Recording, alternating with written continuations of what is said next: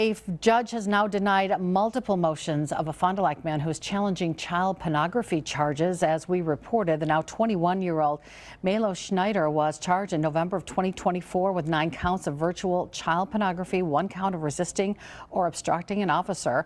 Last year, his lawyer claimed the charges were against his First Amendment rights. Schneider is expected to be back in court next month.